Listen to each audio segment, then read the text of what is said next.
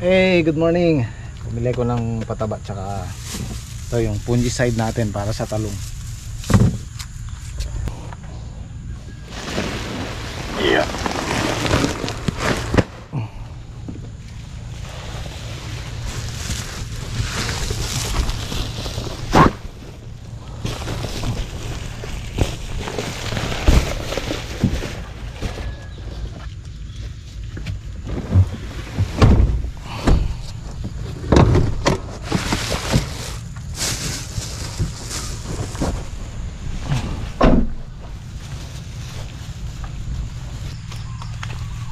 Dala ko yung drone, matagal ko nang di napapalipad.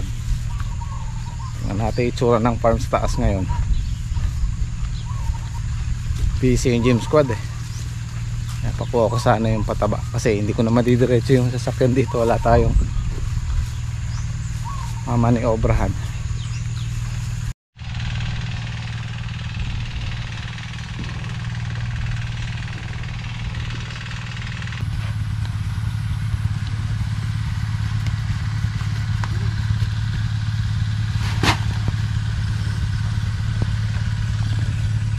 So ito po yung gagamitin nating fungicide para hindi magkasakit yung talong natin, kasi kahapon meron na ako nakitang may sakit. Ayan, score. Yan po yung ginagamit namin sa talong.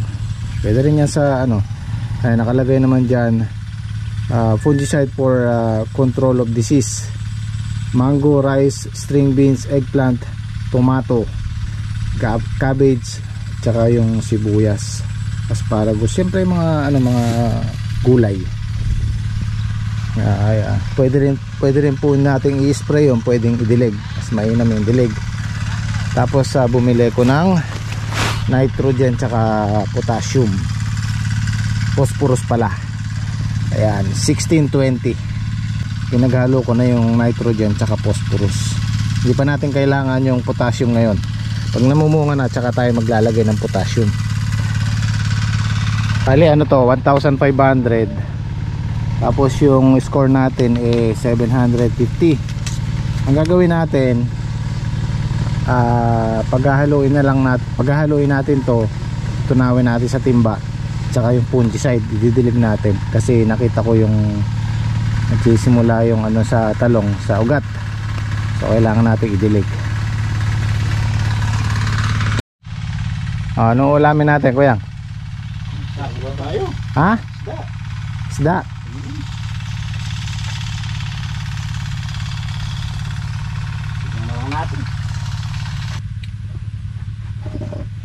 Try ko muna tong drone, baka hindi na maanda. Ilang buwan na rin na stock to.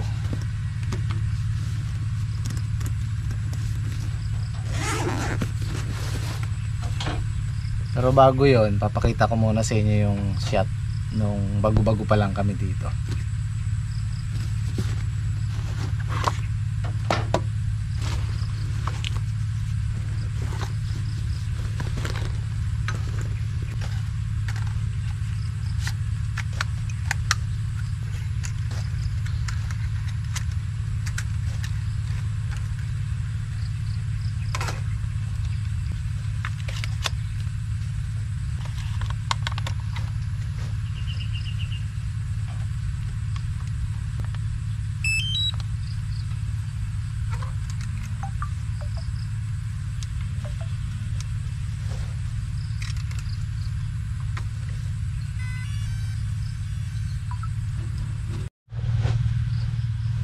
Calibrate muna natin para safe.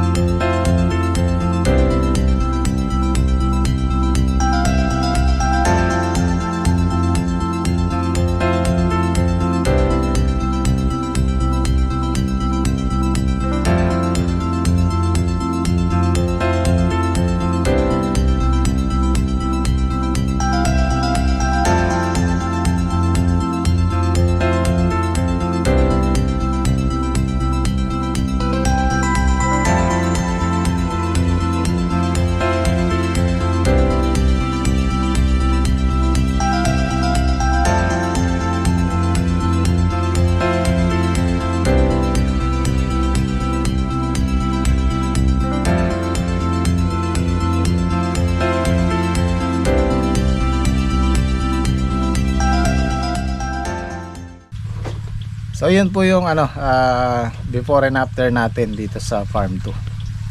Simula nung nag-umpisa kami sa ngayon, ito na siya. So bali titimplahin namin yung fungicide sa isang drum, sa dalawang drum. Yung isang score na yon, bali dalawang drum siya para hindi masyadong matapang. Para dito sa isang side lang na to. Sa kabila hindi pa yon, sa susunod pa yon kasi ilang araw pa lang sila. Tapos ilalagay natin yung pataba, tsaka natin tutunawin gaya na sabi ko kanina, tsaka natin ididilig. Mas mainam kasi pagka dilig, mas madaling ma-absorb. Yan. Ito yung kalahati. Tapos meron pa isang drum doon para sa dulo naman yun. Ilan nilagay yung ano trek pataba? Isang lato. Isang lato din. So ito po yung 1620. Meron na yan? Meron na. Isang ganito, isang timba. Tapos dilig. Meron na rin yun.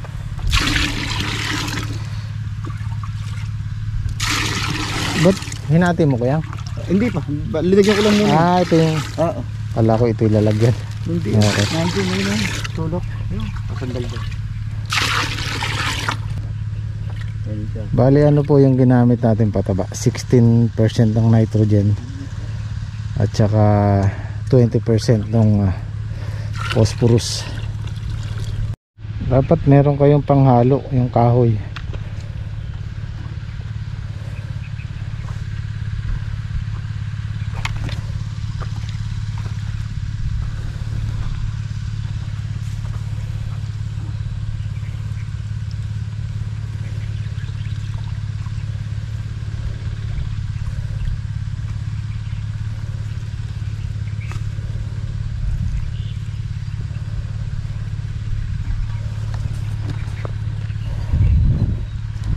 Kumbaga yan yung ano nila, vitamins laban sa sakit.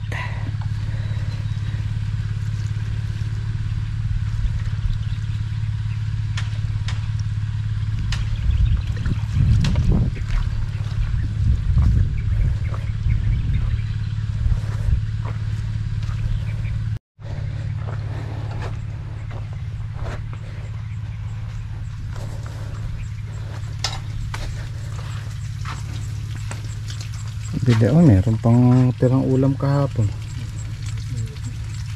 Saka ito yung kanin, ano? Kanin kahapon, di ba panes? Hindi pa yan. Isangag mo nyo, ilagay mo to. Oo, adobo. Ba't may tuyo pa rin? Tapos nagpabili ko ng ano, corn beef. Pass muna tayo sa itlog ngayon. Ito yung request nila ngayon, sinigang pa rin, bangus. Diba? Dahil hindi sayang yung leftover natin.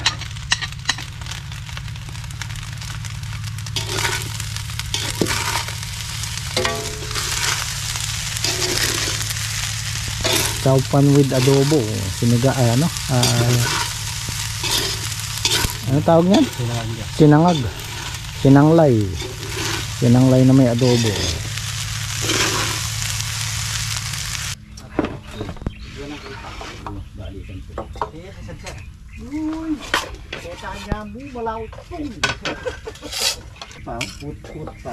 Ano mo siya? Masaya kami ito drum ka rin to.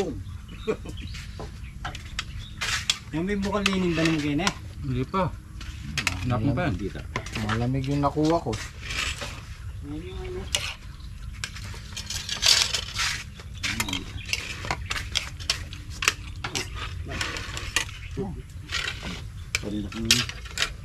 Dalas na kami ng dalas to.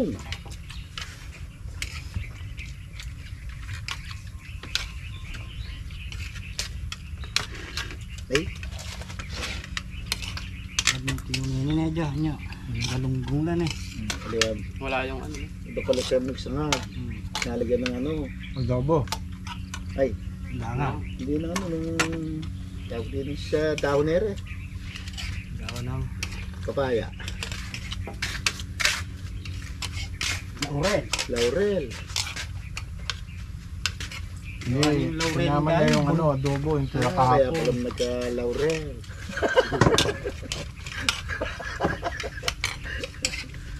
May laman-laman pa. Oo. Sarap pa minsan. Nasa adobo niya.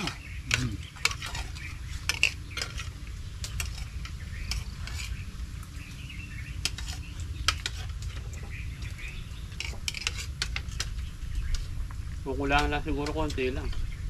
Kulang Isang tayo mo na tol. Yung Ang nayas. Hindi mahaba rin. hindi yung Ang fungicide. fungicide. Kasi Ilan yung kinargamit. kalahati. Oo. Meron pa tayo. Sabihin mo itong yamin. So yan yung magandang benefits ng may plastic mulch. Less yung damo kasi sa edad na 15 days na yan, makakapal na yung damo niyan kung walang plastic mulch. So less tayo sa ano, sa gastos sa pagpapadamo. Dahil kung walang plastic mulch yan, kung isang beses isang linggo nagpapadamo tayo. So less tayo sa ano, sa manpower, less sa gastos. Siguro pag medyo isang buwan, pwede na nating lagyan ng balag yan, tulos, para hindi sila mabuwal, tsaka mas sumaba pa yung buhay nila. Bali ang dadamuhan na lang natin ang mismong puno, ganyan lang, mas mabilis na.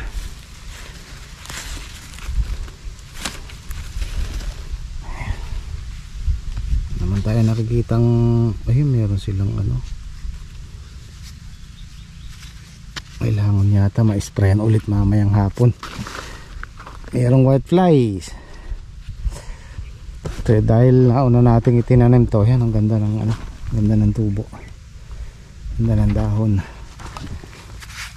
Nawala na yung paninilaw nila kasi kompleto sa pataba. Binuhos mo na latrek, kakasya kaya pati yung pataba? Hindi, kakasya yung ano, Yung fungicide nyo. kapsa yun.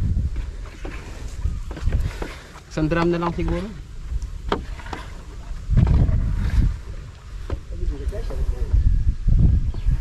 Yun sa kabila, ano pa yun, next week pa yun kasi bata pa. Mga 3 days pa lang yan eh.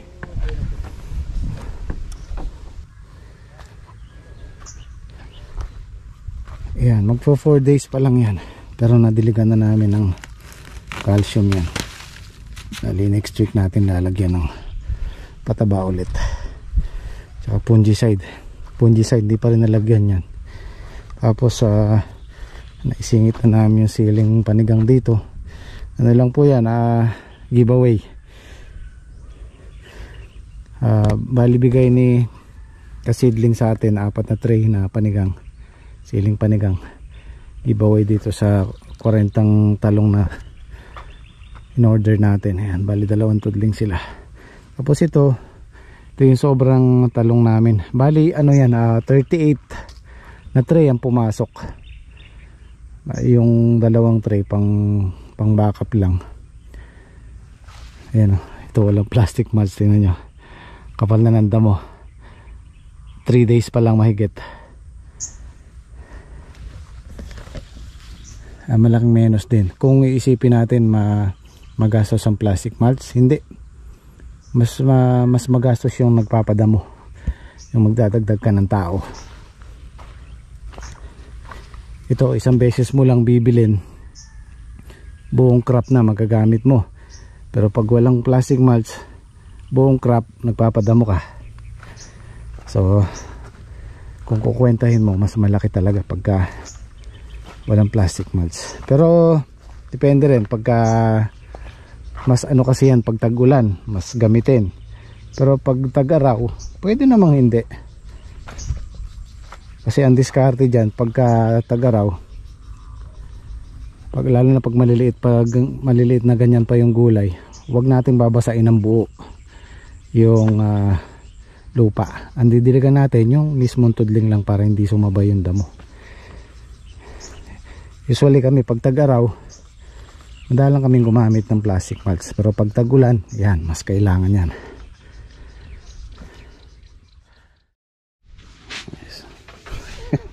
Nakag kami alas 2:30.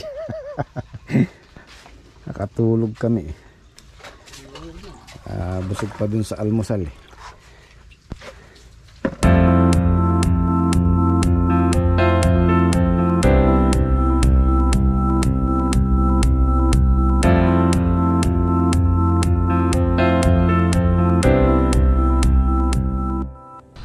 Ito guys, gagawa tayo ng kanal malapit sa plastic mulch para madaling dumalo yung tubig. Tapos babanlawan na natin ng ano yan, patubig kasi napatabaan sila kaninang umaga. Yan, para hindi kalat yung tubig. Kasi pagkakalat lahat yan, matagal bago natin mapuno itong isang gilid na to. Mas mainam may kuhukay na ganyan. Ano lang naman, hindi naman na kada isang araw makadalawang tudling ka, 4. Okay na, di ba? Di naman pwersahan yan. O kada patubig isang tudling, matatapos at matatapos din. Kukuha natin yan sa unti-unting pag-develop. Kagaya nung pinakita kong video kanina. Sayang na-delete ko na yung mga unang videos namin na madamo pa to, wala pa sa forma. Ngayon meron na mga tanim.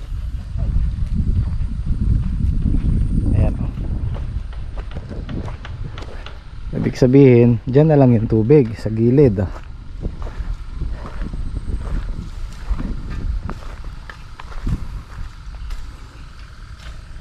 Diretso siya doon. Di ba? Medyo mas mainam kaysa doon sa tututukan mo lahat ng hose. Yan, tututukan natin dyan yung gawing mataas lang para dumalo yung tubig.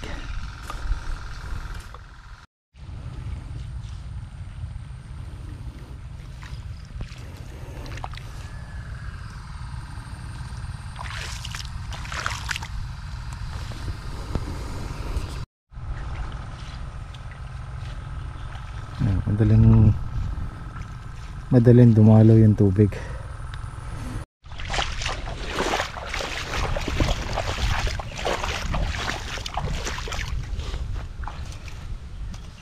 Madalas kasi sa ginagawa natin sa araw-araw, lalo na sa bukid, sila yung magtuturo, yung mga gulay ang magtuturo, mga tanim natin ang magtuturo sa atin kung ano yung dapat gawin. Oh, ganun pala, pwede pala yon. Araw-araw may matututunan ka. Siguro wrap up na kami. Alas 5 na eh. Bukas na lang natin tutuloy yan. Kailangan pa natin patubigan din yung itong problema, magkakasabay-sabay. Kapatubigan namin yung ampalaya, magpapataba si Anong, magpapatubig ng okra. Sabagay si Anong may makukuha naman siya makakasama doon. 420.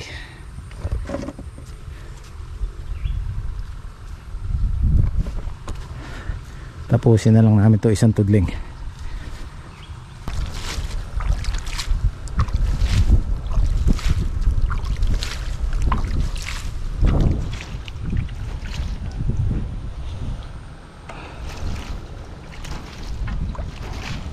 Meron nga pala tayong malungkot na balita.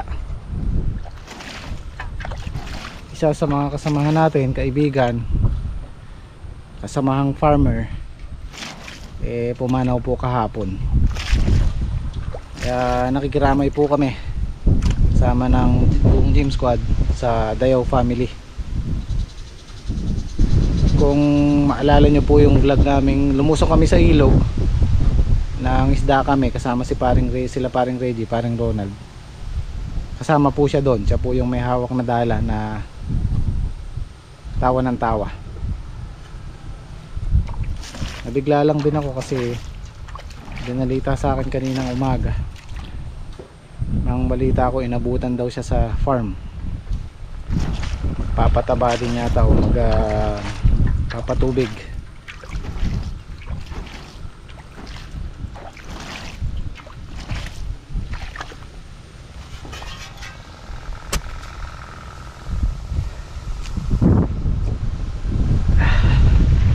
Parang kailan lang, parang marinig ko pa yung tawa niya, kilabutan ako. Hindi ko lubos maisip na gano'n na kabilis, ganun kabilis ang buhay ng tao. Kasama mo lang kahapon, kamakalawa, tapos ngayon wala na, diba? Ganun kadali ang buhay ng tao, ganun kabilis. Hindi natin alam kung saan tayo, hanggang saan tayo. Kaya habang buhay tayo, gumawa na tayo ng mabuti, tsaka be happy.